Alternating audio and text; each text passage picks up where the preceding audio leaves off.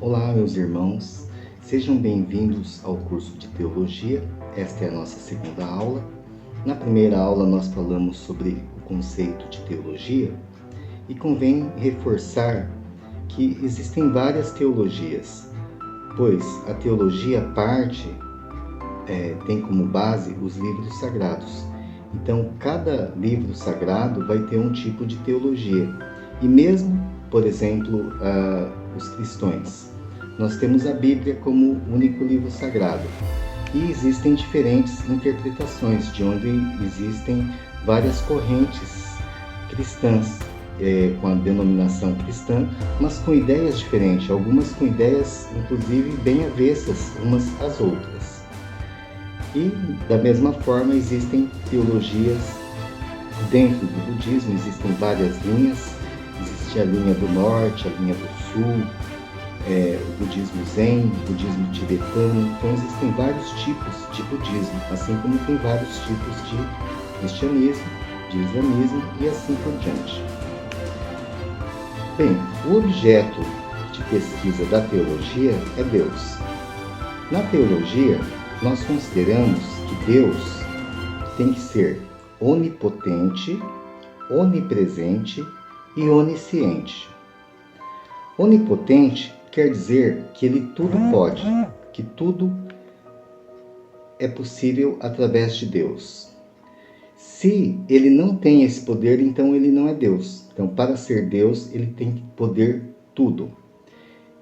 Tudo dentro da potencialidade, do poder, é o que ele pode. Depois, nós temos a onisciência. Onisciência quer dizer que ele tem todo o conhecimento, desde o passado, o presente, o futuro, ele tudo sabe.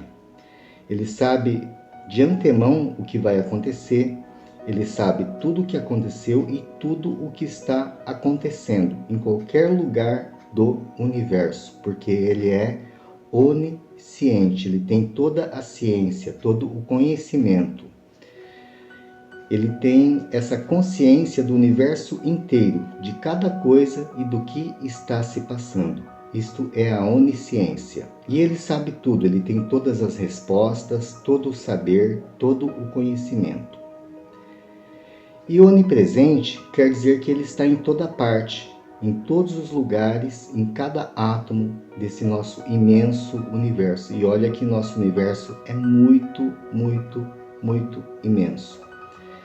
Alguns falam que é infinito e os pesquisadores, os matemáticos, os físicos ficam estudando esse infinito, se é possível haver realmente um infinito, se tudo realmente é infinito ou se o mundo físico é finito. Mas dentro da teologia nós temos que Deus é infinito e ele é onipresente, ele está em todas as partes ao mesmo tempo. Isso são as características de Deus. Depois, nós temos os avatares, ou mensageiros de Deus, que seria como a figura do Cristo, do Buda, de Maomé, de Lao Tzu e assim por diante. Então nós temos um avatar, ou mensageiro de Deus, que é aquele que traz a boa nova, o evangelho, os textos básicos. Então geralmente é um grande sábio, um grande filósofo, que nos traz este conhecimento. Como, por exemplo, o Pentateuco, os primeiros 5 livros são atribuídos a Moisés. Mas, num estudo mais profundo, verificando-se o texto, como ele trata Deus, com que nome ele se refere a Deus, nós podemos perceber que estes livros não foi só uma pessoa que escreveu, foram 4 pessoas no mínimo, porque cada uma delas tem uma forma de escrever, uma forma de se referir a Deus. Então foi como uma colcha de retalhos, pegaram um texto daqui, um texto dali e juntaram tudo num pacote só. Então, vários evangelhos, por exemplo, não foram feitos pelos próprios evangelistas. Por exemplo, o livro de Mateus foi surgir lá pelo ano 90 depois de Cristo. E naquela época o povo vivia pouco, eles viviam em torno de 30, 40 anos. Então é bem provável que o Evangelho de Mateus seja atribuído a Mateus e não o próprio Mateus que o escreveu. Da mesma forma, outros evangelhos também são atribuídos a outros evangelistas. Na cultura oriental também, os livros sagrados, os avatares ou grandes mensageiros, é costume na história fazer com que esses personagens sejam enaltecidos. Então eles colocam que um só homem venceu mais de 1000 pessoas e assim por diante. Isso é válido na história do Tai Chi Chuan, que é uma arte marcial chinesa, o qual eu estudei, e lá também falava-se que os grandes mestres do Tai Chi tinham lendas ao redor dele que enalteciam a figura deles, colocando eles de uma forma heróica, brava, maior do que o normal. Então, nós vemos que a história é um importante elemento para o estudo teológico. Então, nós devemos buscar nas fontes históricas a compreensão do contexto, de como foi escrito, por quem foi escrito, qual a intenção, e isto chama-se exegese, que é uma matéria que nós estaremos estudando no nosso curso. E também, além disso, existe uma outra matéria chamada hermenêutica, que é o estudo do conteúdo secreto que tem na Bíblia. Hermenêutica vem de Hermes. Hermes era considerado um grande sacerdote e inclusive um deus lá no Egito. Então, quando nós falamos hermeticamente fechado, é que está completamente fechado. E hermenêutica vem desse termo de Hermes e quer dizer algo relacionado a um segredo, algo que está escondido. Então, hermenêutica é o estudo desse conteúdo mais profundo que tem na Bíblia, que nós devemos nos utilizar para poder compreender melhor a mensagem de Deus. Todos nós estamos buscando a verdade, todos nós estamos querendo saber o que é real, o que não é real, o que realmente traz a nossa salvação, o que realmente vai libertar a nossa alma. E será que é necessário se libertar? Será que é necessário se salvar? Existem, como eu disse, várias teologias. Algumas acreditam numa proposta salvífica, ou seja, nós temos que nos salvar. Outros afirmam que não existe salvação, que não é necessário salvar-se, que não precisa fazer nada, nós simplesmente existimos. E existem várias versões, assim, de teologias, de propostas, algumas salvíficas, salvadoras, outras messiânicas, que acreditam no messianismo, que vem um Messias que traz a mensagem dos céus e que guia a humanidade, que guia as pessoas. E isso é um aspecto muito importante que nós, buscadores da verdade, buscadores da verdadeira luz, devemos nos atentar. Na Bíblia está bem claro que nós não devemos ser guias de cegos. Um cego guiando outro cego vai levar para o abismo. E a Bíblia também adverte sobre a vinda dos falsos profetas. E é justamente isso que está acontecendo nos dias de hoje. Vários falsos profetas têm se levantado, têm conquistado o coração das pessoas. E no fundo, bem ao fundo, apenas um olhar crítico, um olhar analista vai conseguir decifrar se realmente aquele líder religioso, aquele pastor, aquele mestre, se ele realmente é um mestre e se ele está a serviço de Deus ou não. No geral, eles se dizem a serviço de Deus, mas estão a serviço de si próprios, dos seus próprios bolsos.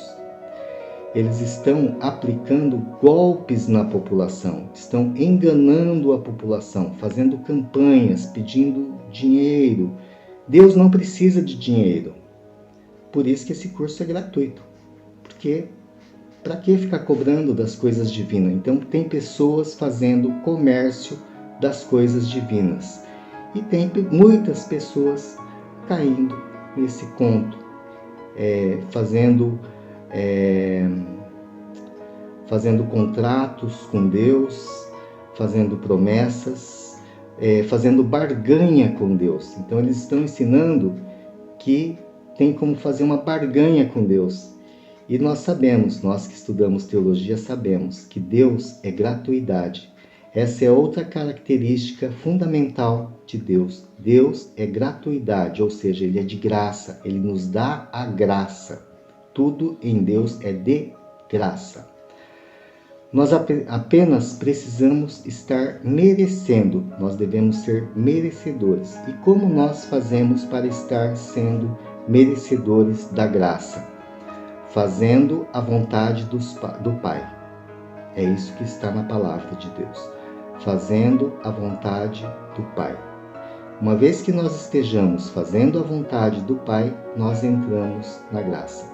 E como saber qual é essa vontade do Pai? Estudando as Escrituras, estudando teologia, procurando decifrar esses mistérios que estão na Bíblia, que após nós fazermos os estudos básicos, eu espero estar adentrando nesses mistérios para estar esclarecendo o que é verdade e o que não é verdade em relação às crenças, à nossa fé e à nossa conduta religiosa. Pois existem vários mistérios na Bíblia que não são contados. Aliás, durante a formação, o professor pedia: isso vocês não falam para ninguém, que se vocês contarem para as pessoas, vocês vão ser perseguidos. Sim, se nós contamos a verdade para o povo, nós somos perseguidos. Por exemplo, nós não podemos falar que Adão e Eva nunca existiu, que é só uma historinha, uma história que foi criada para satisfazer aquele povo que saiu do exílio. Então eles precisavam ter uma história de como surgiu o mundo, de onde nós viemos, para onde nós vamos. E então existem duas versões da origem do mundo, uma do norte, outra do sul, que falam da nossa origem, de onde nós viemos. E interessante que se nós pegarmos o Gênesis, que conta essa nossa origem, e formos estudar ele e comparar com outros textos, existe um texto bem antigo, de vários anos, vários séculos antes do Gênesis, e o professor nos deu esse texto e pediu para nós conferirmos, compararmos com o Gênesis. E está bem claro lá que o Gênesis é uma cópia, um plágio dessas escrituras mais antigas.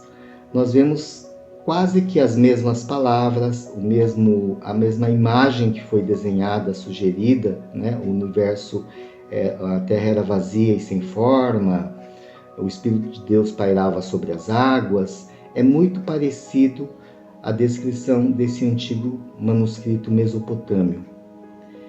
Então, várias partes da nossa própria Bíblia vêm de outros textos sagrados mais antigos. Por exemplo, aquela passagem em que a mulher passa o cabelo com o óleo perfumado nos pés de Jesus, essa mesma passagem nós vemos lá em Krishna, no Bhagavad Gita, que é bem anterior ao Novo Testamento, ao Evangelho. Então, várias histórias foram arrancadas, foram tiradas ou baseadas ou feitas parecidas, vindas de outras culturas, de outras crenças. E aí eu me pergunto, por que será que essas crenças estão em todas as partes do mundo? Que todo Salvador do mundo, todo Messias, todo Avatar nasce de uma virgem. Assim aconteceu com Jesus Cristo, com Krishna, com Quetzalcoatl, com Furry, lá no Japão, e assim por diante. Todos os salvadores do mundo nascem de uma virgem e fazem milagres, têm superpoderes. É muito engraçado como a história sempre se repete. O que será que há por trás disso tudo? É o que esperamos estar esclarecendo durante o nosso curso, ao estarmos estudando com mais profundidade as coisas de Deus. Até a nossa próxima aula.